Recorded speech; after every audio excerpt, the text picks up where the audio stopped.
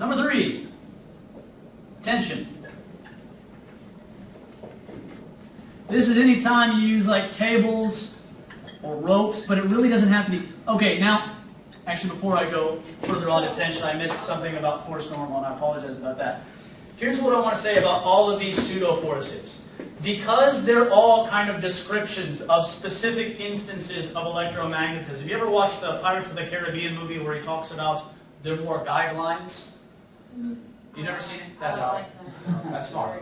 They were talking about pirates and their rules, and they were saying there are more guidelines than rules. Like, you-ish. You kind of... And the same thing is true of these.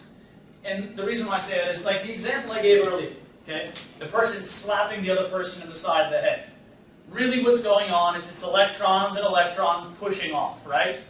And someone say to me, well, is that force normal?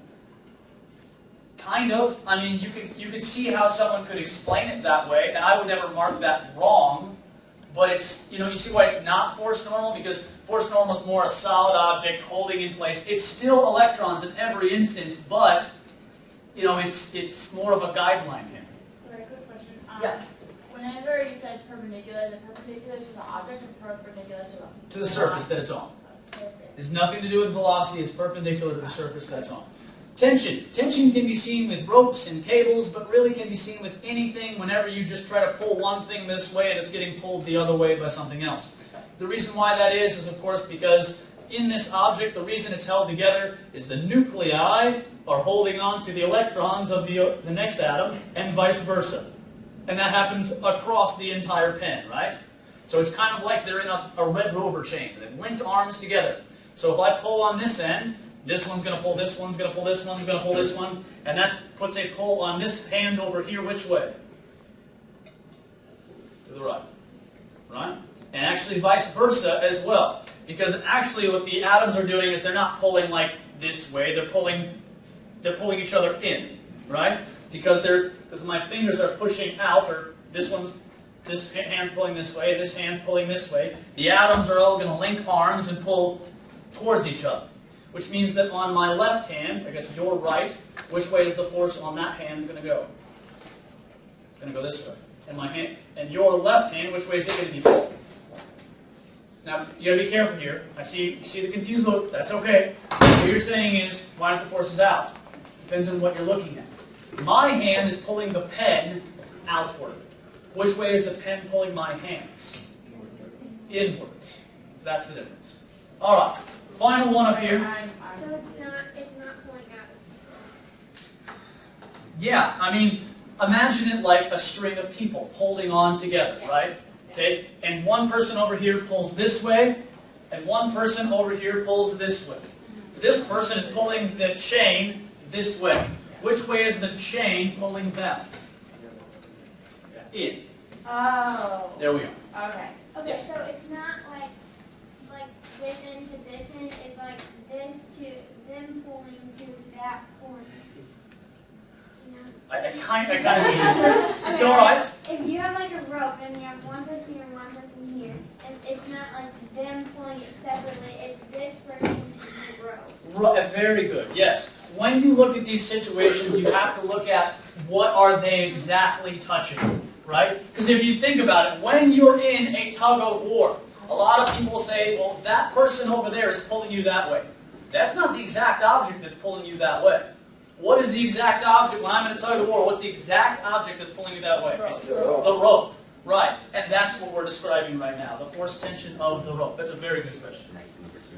All right, finally, number 4. Here's the last one up here, and that's going to be force applied.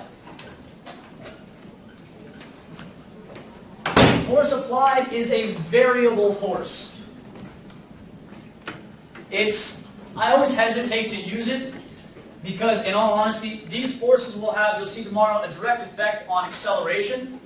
And so a lot of times when there is an acceleration, people make the false assumption, and whenever I say this, when people do this, I'll write that down. People make the false assumption that because, it's not a dumb thing, but because this starts with the same letter, a lot of times they go, if there's an acceleration, there's a force applied. That's not the case. Force applied is typically when you have like a human or a machine pushing.